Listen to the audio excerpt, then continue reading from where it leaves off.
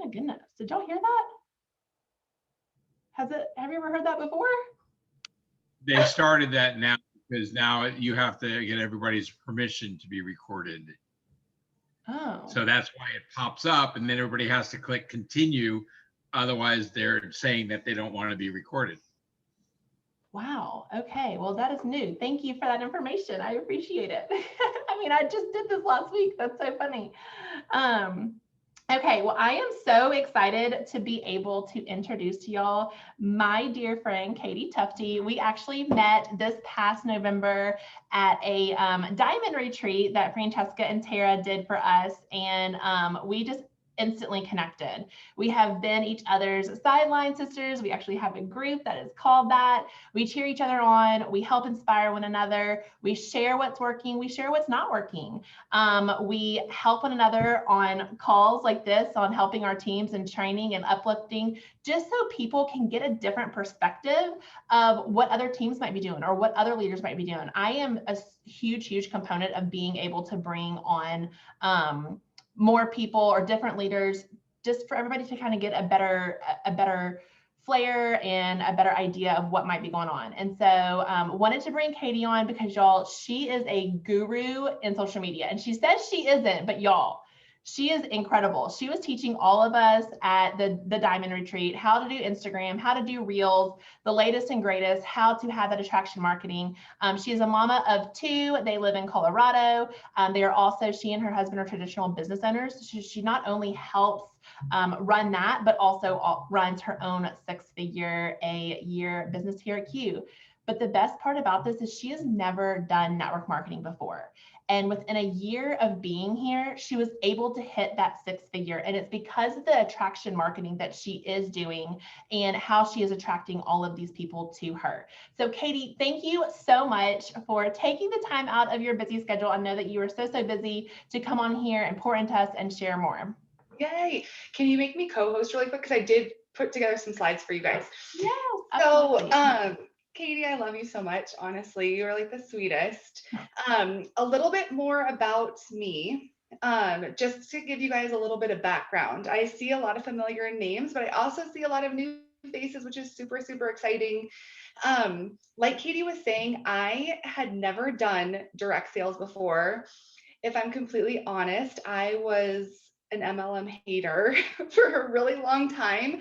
And I think one of the reasons why I was so turned off by it, honestly, is because of how people would just slather their social media with product posts. And it's like, that's all you would see from people time after time.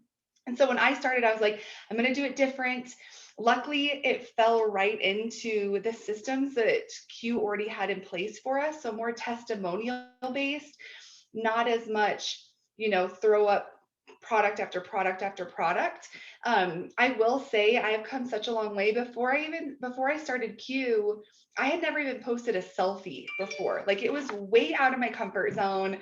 I remember when I started, I hit executive my first month, and that's truly when I was like, okay, there's something to this. Like, I can really do it.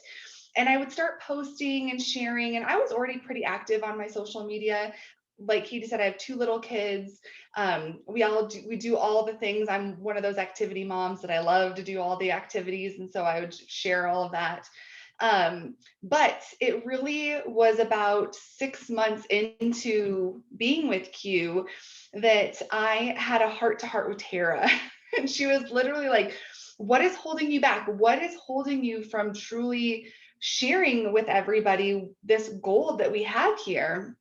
And if I'm honest, I was afraid of what people would think of me, and not necessarily think of me doing network marketing, but just think of me if I'm not talking properly, if I maybe don't look a certain way, all those insecurities that so many of us have about ourselves. And I think, I know I turned the switch. And while I did hit gold within my first year, I hit executive, and then I was kind of stagnant for a while. It was about 6 or 7 months then when I fully started putting myself out there and showing people what I have. that it kind of just started to snowball. And that's when I truly realized the potential of social media. Not only the potential of social media, but the potential of consistency. Because I think back all the time, what if I would have at month 5 or month 6 stopped doing it because it wasn't working, right? I caught that vision really early on. I saw people winning, and I knew that it could happen for me too. I just had to get out of my own way. We hear that all the time. So I started, posting more. I did my first lives, all that kind of stuff, and I hit gold. So between 7 months and 12 months, I went from executive to gold. It was amazing. But then I will tell you, if I'm honest, I then was kind of stagnant for probably 9 months, you guys.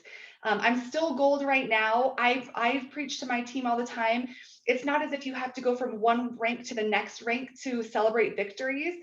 I track my volume. Hopefully most of you guys are too. So I can see the trends month after month after month. And as long as I'm moving the needle in the right direction, it's a win for me, and I'm growing. And I know that consistency is a big, big part of that. I'm going to share my screen here with you guys because I did put together some slides. I don't know how, and again, I'm not some Facebook guru or Instagram guru, but there are some things that I have found that work. So we've all heard the saying, all things, people will do business with, or people will do business with and refer business to people they know, like, and trust.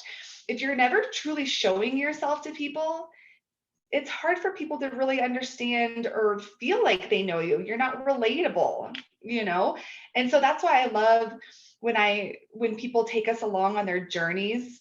So it doesn't have to be this grand story from the beginning, right? We could have our little wins, our products that are helping us here and now, and how our story evolves.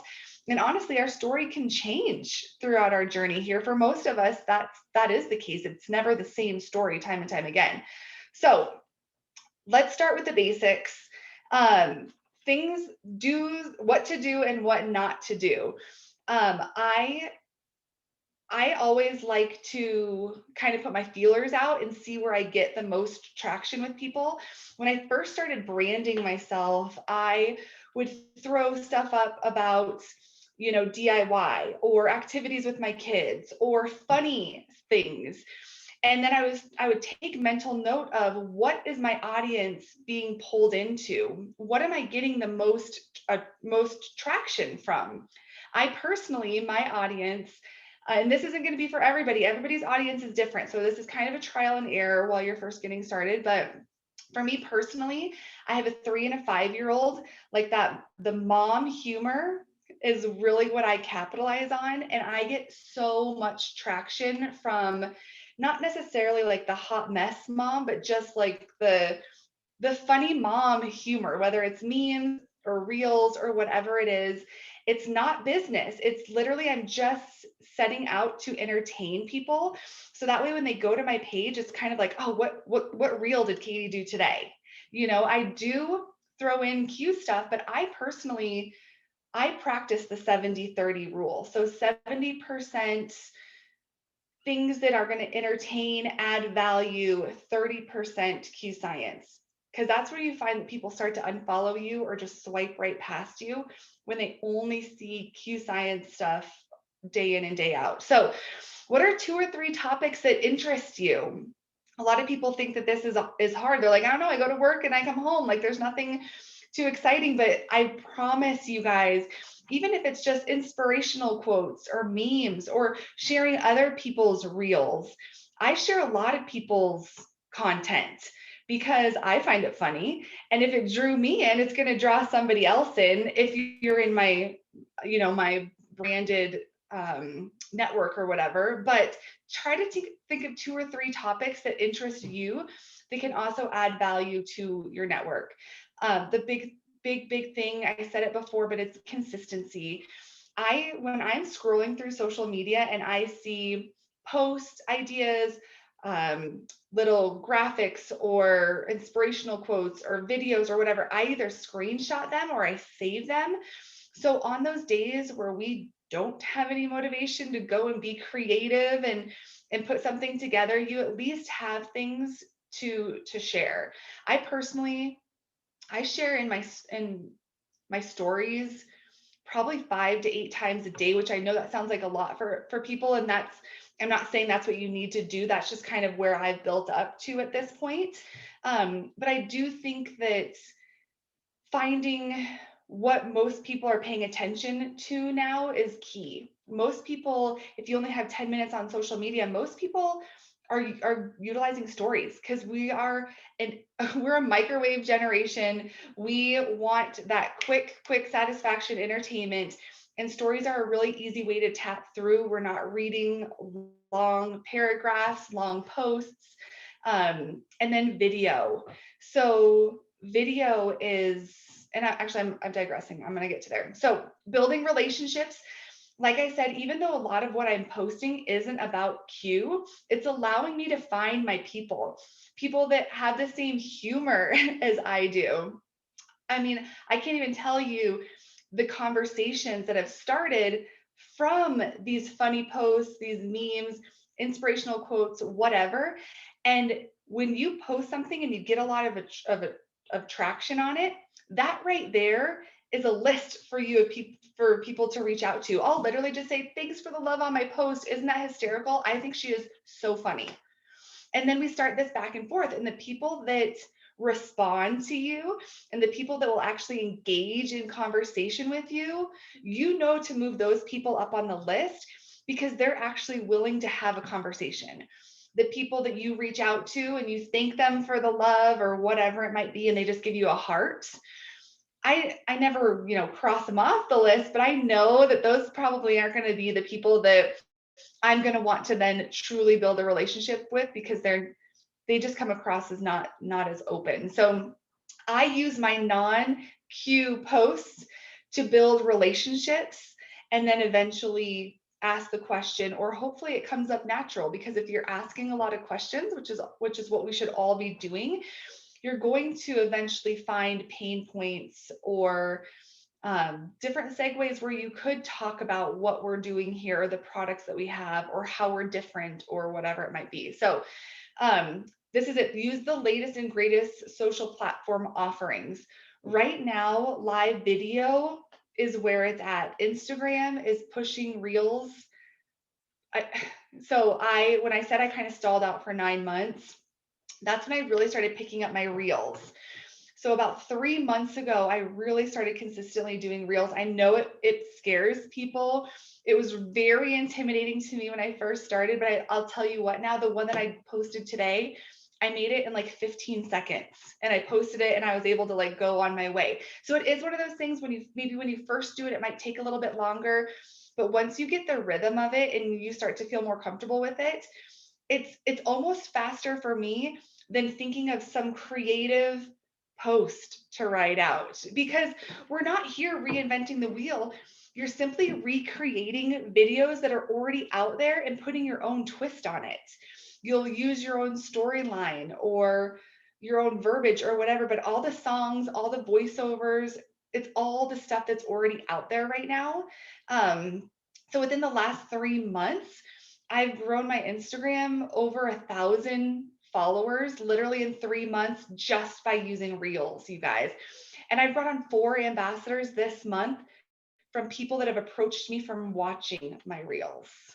And I have so many other conversations going. And that's just ambassadors. That's not even talking about people that are now customers of mine. And again, I feel like I'm able to qualify people a little bit better. It's not so much like me chasing people, but they're coming to me. So I feel like I can be more upfront with them. This is the business. These are our non-negotiables. And if they're still interested and still engaged, then I follow the system. I invite them to a call. I send them a recording. I get them in a 3-way chat. There's no difference between what we're doing right now. It's just we're attracting people to us. So what I did is, the one bad thing about Reels is they say you need to use trending songs because those are the ones that Instagram is going to push.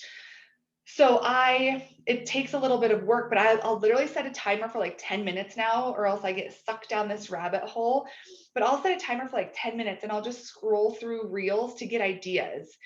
And you can save the videos. On the bottom right-hand corner, there's a little, it almost looks like a little flag type of thing. I can send it to, I think Katie's shaking her head. If you guys don't know what it looks like, you can shoot me a message and I can help you through it. But everything that I even think that I might recreate, or if it's a song that I'm like, oh, this would be great for that, I save it. So that way I don't have to go back and search for things later on, right? And I'll just spend 10 minutes. I'll find which songs are trending because the same songs show up time and time again. And I recreate it. I'm not trying to reinvent the wheel. I'm not super creative. But when you get in an algorithm where your video can go viral, that is how you reach people outside of your network. Did you guys know when you post in your stories, you're only reaching your actual followers? It's not until you make a post or reels and use hashtags that you reach people outside of your network. And that's what we're trying to do. So that's why you have to use hashtags. You can use up to 30. I've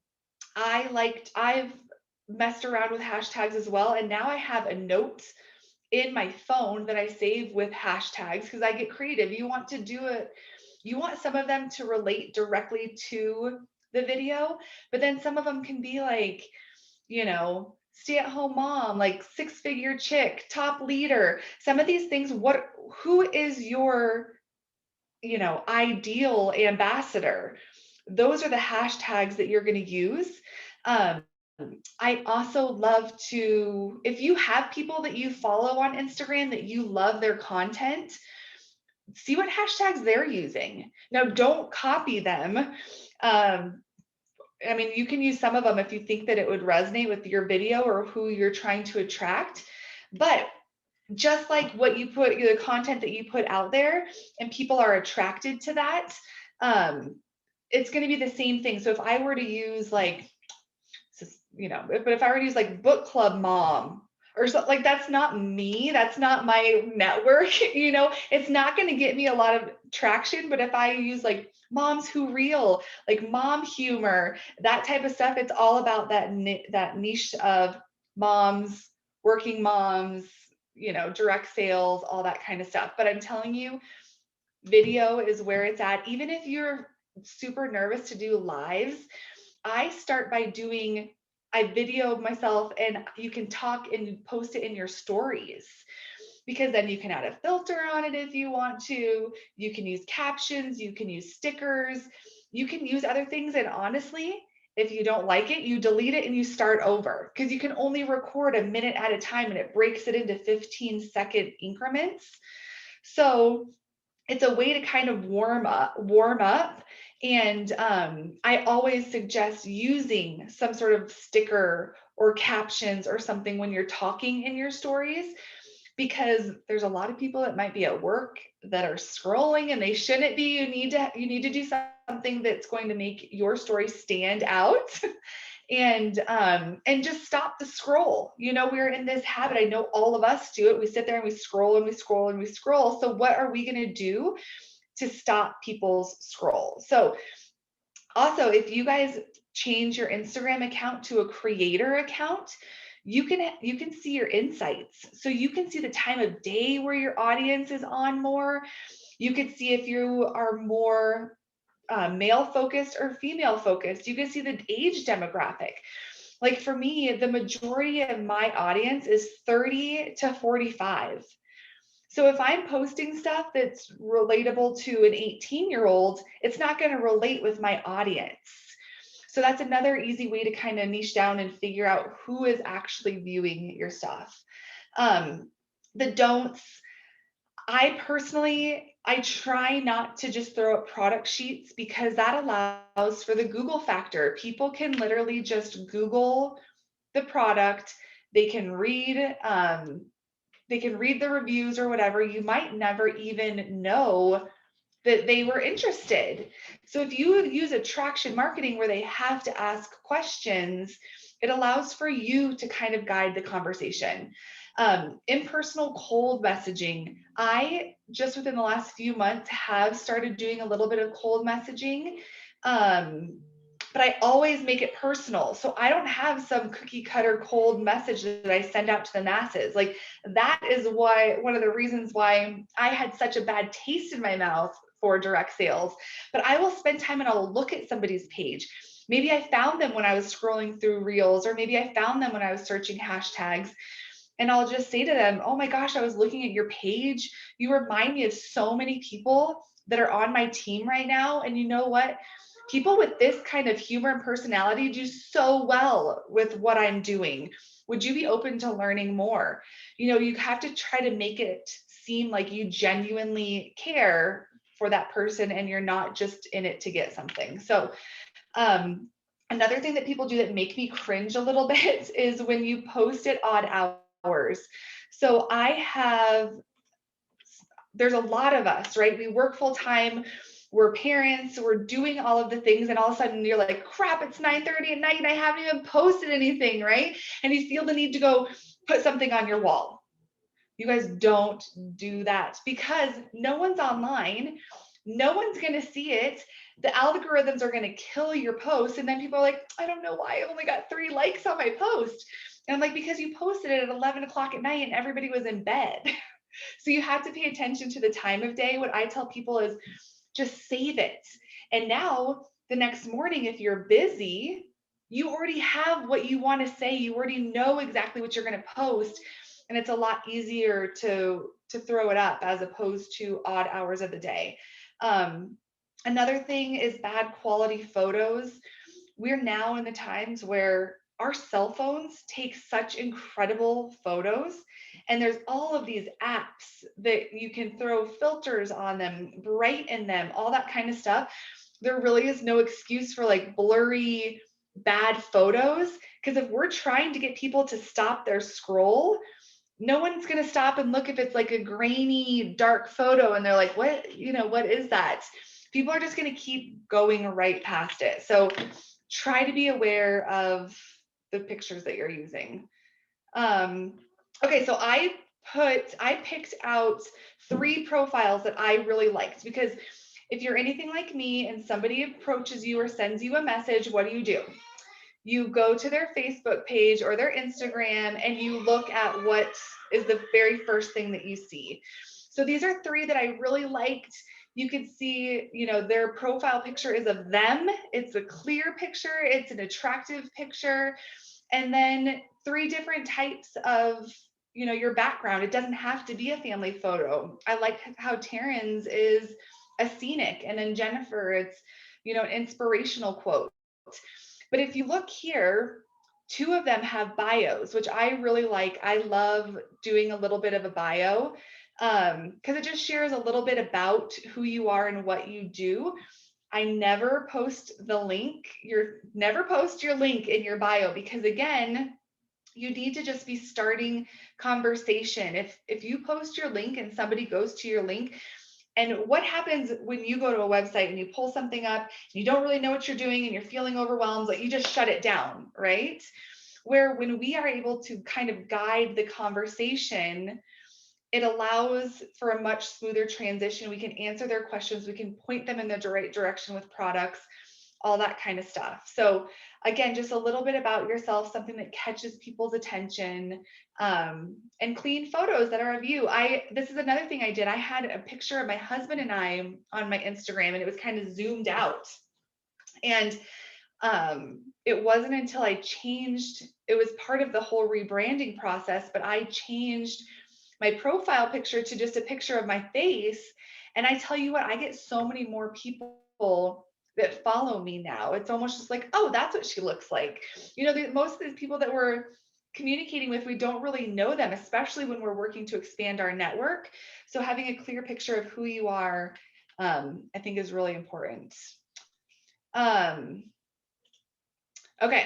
this is going back to when I first started, right? How many of us are guilty of posting products. This is actually something that I posted, like I'm calling myself out on this. Okay. Curious about all the products I've been talking about, but still on the fence. Like I thought I was being all like, oh yeah, people are going to come to me. They're going to flock to me and ask me all the questions, right? You guys, I didn't get a single person that responded to this story. Everyone's like, okay, what's Katie selling? You know, and swiped right through. The idea of attraction marketing is creating curiosity. So this is when the sport dragon came out. Anyone else's kids decide to not sleep last night? Let me know if you want to try a sample of this tasty afternoon pick-me-up and literally how I'm surviving the day. You guys, I got probably 15 people that were like, oh my gosh, my kids don't sleep either. I'm so tired. What are you drinking? That looks delicious. So it's all about piquing people's interest, and then take it a step further, because now Instagram and Facebook, you can do engagement. So I love polls because it allows people to interact with you. I never put a no. A lot of times people don't like giving negative feedback anyways, so it kind of just falls on deaf ears. People just won't even click anything. So I usually do two types of positives. But I love the polls. I love the questions, even the little slide feature where you can, heart it or whatever, but something to just engage and interact. And I would actually make these 2 separate posts like I did here. So you're grabbing people's attention with what you have, what is the problem? What's the solution? The problem is my kids don't sleep, right? The solution is I have something that's literally helping me survive the day. And then the next story be the poll. Because if you try to put too much on one story, that overwhelms people as well. So, and again, it's just the art of storytelling. How can you be relatable? I think that's a huge thing with social media right now. So one other thing I wanted to talk about, did you guys know that Facebook now has trigger words that they will kill your posts in Facebook?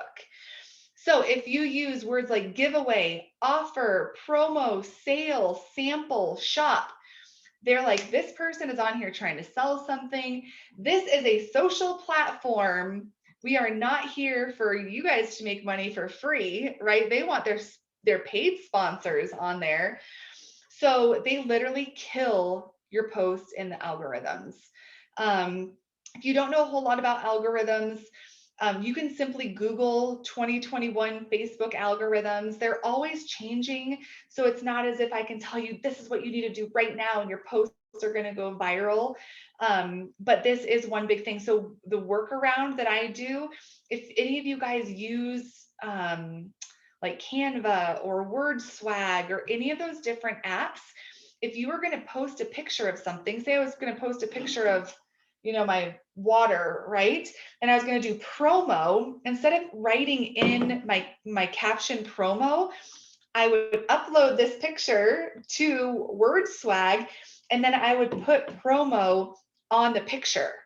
So your audience knows what you're doing, but Facebook isn't flagging the word. So we see a lot of people at the end of the month doing like bulk orders or free shipping or a free spray for my next 4 customers or whatever it is. You have to get creative on how you talk about it. Since I did talk a little bit about algorithms, I will say one of the biggest things is just engagement. These are social platforms, so they're going to reward you for being social. So before you put up a post, you need to engage for at least 5 to 10 minutes. And I'm not talking just hearting or liking people's posts, but truly loving on them. 3 to 4 words, emojis count. And then as soon as you put up your post, you need to do the same on the back end. So after you put up a post, engage with people for 5 to 10 at least. If you could do it for longer, it's going to benefit you even more. But if you throw up a post and then you shut off, you close out your app and you put your phone down, Facebook can tell that you left the app and that that you're not interacting anymore, and it's going to kill you in the algorithms. So those are just some of my little tidbits. Another big thing that I love doing. Did you guys know that the people that you interact with in Messenger are the ones that are more likely to see your posts on the newsfeed. That's why when I'm wishing people happy birthday, I don't write on their wall. I go into their messenger and I'll wish them, and I'll, how many happy birthdays do we get? It's amazing. We love feeling the love, but I like to do it maybe later in the day or first thing, or something that's more than just happy birthday. Like I'll say, happy birthday. I hope you're feeling all the love today. Are you doing anything to celebrate? It's even better if you can ask a question where they'll engage. And I feel bad, this is my little secret, but a lot of times I wish people happy birthday the day after. Oh, Katie, I'm so sorry I missed your birthday. I hope you felt all the love. Did you get to do anything to celebrate? Because that day everyone's working so hard to respond to everybody and like everything. And so if you're a little bit later or even the day before, I tend to see that people will interact with me more. And then again, if I'm interacting with them in Messenger, the next time I post on my wall, my post is a lot more likely to be noticeable to them because it'll be in their newsfeed. That's another thing for stories. So now I've been teaching my people that instead of, you can just like swipe up and heart it or like it or whatever. If you comment on it, say it's a picture of Katie's boys playing baseball. I'm like, oh my gosh, I'm about to go to the fields too. Like, what a fun age. That goes into Katie's Messenger. And so now her and I are having a conversation in Messenger. So the next time I post, Katie's going to more likely see it because the algorithms is going to boost me to her because they can see that we're having a conversation. And not only that, I've shown her love. I've had conversations with her. So that way, if I do go and I decide to approach Katie about this business, she's going to open up her message from me and say, oh, Katie was talking to me about my boys playing baseball and she wished me happy birthday. And, there's a whole bunch of conversations, even if it is a couple, 1 or 2 words of you commenting on their stories that's taken place. So it doesn't seem like a cold message when you're reaching out to somebody. So that is pretty much it. I mean, I could honestly go on and on. If I could say anything, video is where it's at. And I know that is so scary for so many of us. It still is like nerve-wracking to me. I can't even tell you guys how many times I'm like, today is the day I'm going to go live. And I just never do it because we just get in our own heads, right? So honestly, for me, Reels have been a way for me to be able to put video out there. And it's so much less intimidating for me than going live. Some people have no problem speaking to, on a live or whatever. So you just have to kind of figure out what works for you. But know when you're sharing on your stories, it's only going to your network. You have to use hashtags within Instagram to get out to the masses. And then I didn't even really talk about it, but Facebook groups are an amazing way to expand your network in Facebook. That's how Fran and I met. We met in a mom's group. So, yeah. Wow. Oh my gosh. I could seriously listen to the, I mean, can you just keep on? I know, I literally could. I could talk forever about it. You guys, honestly though, if you have any questions, find me on social media. There's a few Katie Tufties out there, which is really funny, but feel free to ask me any questions. And also find people on social media that you like. Why are you attracted to them? What is it that's grabbing your attention? And even just try to duplicate it if you feel like you're really similar to them and you have a similar sense of humor or personality or whatever.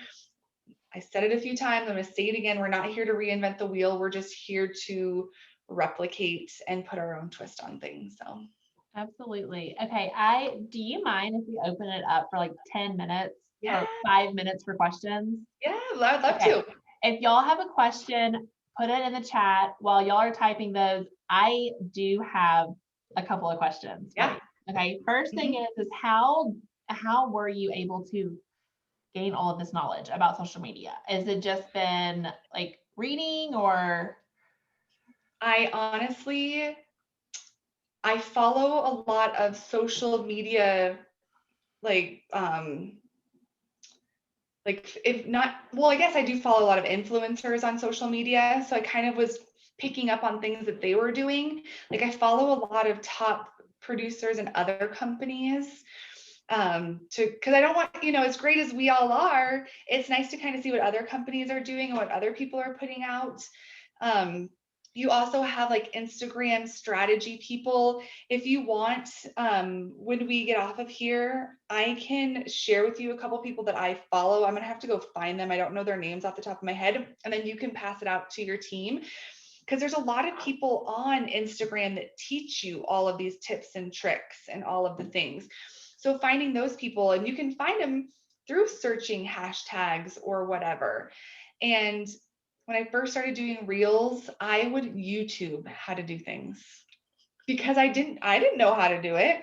Mm-hmm. And I'll go over to TikTok sometimes to get ideas, but honestly, you guys, there's so many platforms, it can be so overwhelming. There was one point when I was stagnant over those 9 months when I was like starting to get into it again. I was literally on Facebook, Instagram, TikTok, LinkedIn. It was too much. It was way, way overwhelming. So I picked 2, and I'm now on Instagram and Facebook, and that's all I have the energy for.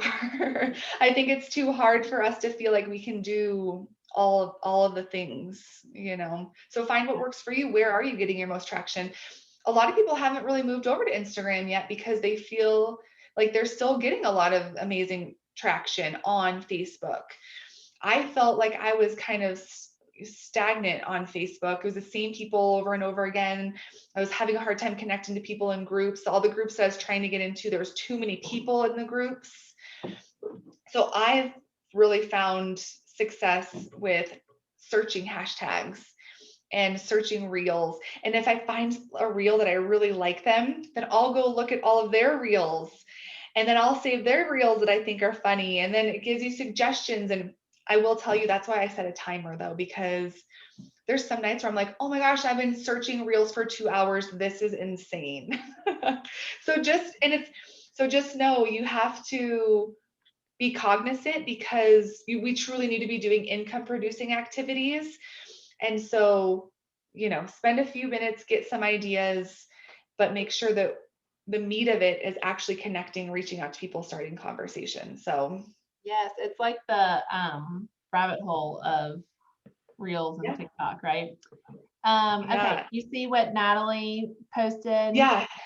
So okay, so everybody's audience is going to be a little bit different, again, because depending on what phase of life we're in. Like for me, I work, and so I do have a lot of people that they'll post at like 8 o'clock in the morning, because they will have just gotten their kids breakfast and now they're sitting and watching breakfast, and it's like a chance for them to pick up their phone and do whatever. But for me, 8 o'clock in the morning is mayhem. We're making breakfast, I'm packing backpacks, I'm trying to get out the door to summer camp. Like, it's crazy. So I think that you need to just almost play with it a little bit. Try to figure out, when are you posting? Like I was posting a lot at like 3:30 in the afternoon has been a great time for me. I think those of us that do work, it's like we're sitting at our desks like, oh my gosh, is it 5 o'clock yet? And we're maybe taking a little bit of a break. Or like 7:30, like well, I'm in Colorado, so 7:38 has been great for me, because that's typically when, if we have little kids, our little kids are in bed now, and we're sitting on the couch kind of just doing the scroll, So try to figure it out, or just try to be cognizant of when you post and where you're finding the most traction. But can I interject really quick with this one too? Yeah. So I knew this, but Brenda Bynum today, we were talking and she brought it back up to my attention again. And I was like, oh my goodness, yes, I forgot about doing that. If you're on Facebook and you're posting, go to your messenger, and you can click at the bottom of it of people, and you can see how many people are active at that time. So right now on mine, it's only 592 people that are active. So, I mean, out of 3,000 friends, it's not a whole lot. So I really don't want to post right now, because a lot of people wouldn't see it. So being able to see when your peak times are and looking at that several times throughout the day to kind of get a better idea. Yeah. And that's the thing too, like that number might be amazing for somebody. If they're like, oh my gosh, I have 500 friends online, but that's why you need to almost take a week.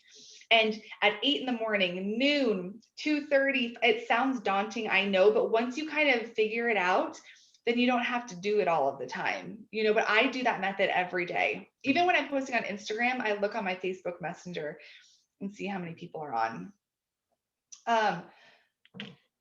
Okay. About how long do you know someone on Instagram before they join you or approach you?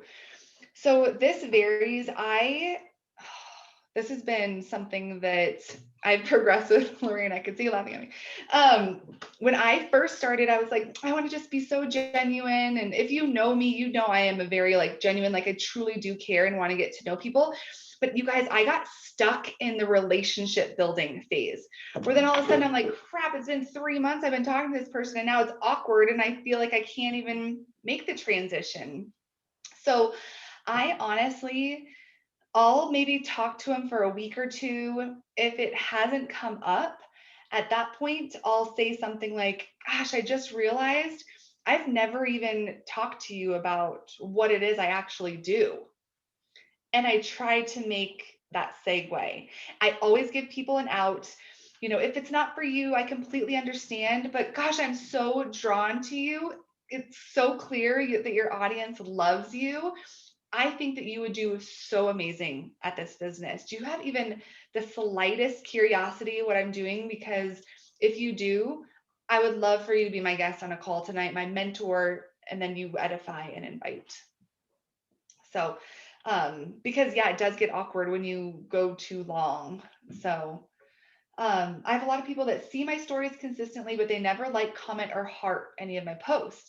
Do you respond or comment to people that see all your stories, but never heart, comment, or like it? So this is so funny because I've had several people that have joined me recently that they're like, I've been watching you for like the last 9 months. And I'm like, what? Because you've honestly never even commented or liked or anything. It goes to show you that people are watching. So again, that's why consistency is so key. But you guys, if they're watching your stories, they're curious, they're interested, or else they wouldn't be watching. And that's why I like to post my business stuff in groups of 3. Because I'll always start it with something like pictures of my kids or an inspirational quote or something kind of to lure them in. That's a horrible word, but okay, you get what I'm saying. And then I start a 3 post of my business. And then that 3rd post is the one that I swipe up and I look at all the people, because whoever stayed on and watched all 3 of your stories, there's a follow-up list for you right there, you guys. And honestly, you don't even need to go to them and say, oh my gosh, I saw you were watching my stories. Thank you so much. You could just start to love on them because you know that they're watching your stuff, you know? So find another way to start the conversation and engage without saying, I saw you were watching my story about this new collagen we're coming out with, and I'm wondering if you take collagen right now. You know, it's just like, it's an easier way to kind of make the connection. But that's also why I do a lot of polls. Like before I even started talking about collagen, I was like, it was just like a black and white, nothing fancy. It was like, I'm like, that's another thing. You need to speak to people like you're talking to them. So I wouldn't say, do you guys all take collagen? It makes people feel like they're one of the masses, right? So I say, do you take collagen? People feel like you're talking right to them, right? And then I would do yes, or I need to, right? I always do 2 yeses. And so that was before I did my segment on the collagen that we were coming out with, because I had so many people respond to that poll. And I was like, gosh, what are you taking right now? And it started this conversation. And then they were like, are you selling collagen? I'm like, no, I mean, I've been fortunate that the company has let me start trying it, but it hasn't come out yet. You know, so it's not salesy. But also, if I would have put up my 3 business stories and then the 4th one on, do you take collagen? You know that all those people at the very end are thinking, she just did this whole segment on collagen and now she asked me and she's going to try to sell me on it, right? So I did the poll at the very beginning to allow the conversation to evolve and take place. before I actually started talking about it. Okay, so I digress. I honestly just think that if you see people constantly watching your stories and you think that they would be a great fit for this, just start trying to interact with them and see if they have conversation back and forth with you. That's kind of how I do it. And then when you do have conversation back and forth, at that point you can use the line, you know, I just realized we've been talking now for a couple weeks and we have yet to really talk about your business or the business that I'm doing. You know, you can kind of find those power statements to kind of work your way into it. So are these trigger words killed only when we create or when we post create a story, or will it also happen if? So I don't know that one. You might want to try to Google it. And I don't think that it kills your story, but it just kills your post. Because what happens, that reminded me of something else. See, Katie, I literally could talk forever on this. So did you guys know when you put up posts or in your stories that it's in chronological order? So say Lorena posts 20 stories, all back, right? And I'm like, oh my gosh, no, I do not have time for 20. And I swipe you to the end, right? Your stories won't come up again until you post that 21st story, and then it bumps you to the very beginning. So that's why I only post 2 or 3 stories at a time throughout the day, because then if somebody swipes by me because they don't want to see what I'm posting, the next time I post a few hours later, it bumps me back to the beginning of the line. So try to spread your stuff out throughout the day. Yeah. Does anybody else have any questions? I hope that this wasn't too much. I know it's kind of like a word vomit. No, that was amazing. Like absolutely incredible. Thank you so much. I took like 2 pages of notes and I thought I knew a lot about social media. Apparently not.